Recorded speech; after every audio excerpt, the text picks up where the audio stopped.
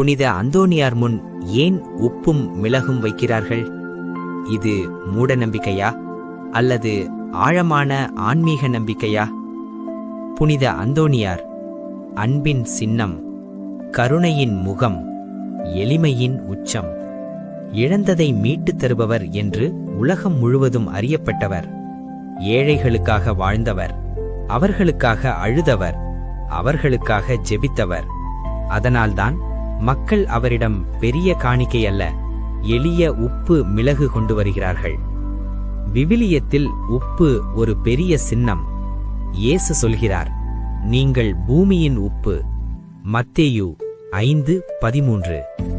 உப்பு என்றால் கெடுதலை தடுக்கும், சுவை தரும், பாதுகாப்பு தரும். புனித அந்தோனியார் முன் உப்பு வைப்பது என்றால், ஆண்டவரே, என் வாழ்க்கையில் கெடுதல் அகல வேண்டும், என் குடும்பம் பாதுகாக்கப்பட வேண்டும் என்று சொல்லும் மௌன ஜெபம்.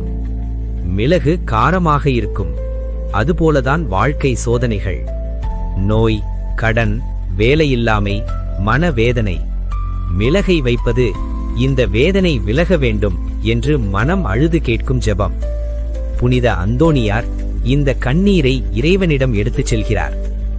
உப்பு மிளகு வைக்கும்போது அமைதியா நின்று சொல்லுங்கள், புனித அந்தோனியாரே, எங்கள் எளிய காணிக்கையை ஏற்றுக்கொள்ளும், எங்கள் வாழ்க்கை கசப்பை மாற்றும், எங்கள் குடும்பத்திற்கு அமைதி தரும், எங்கள் கண்ணீரை இறைவனின் கருணையாக மாற்றும்.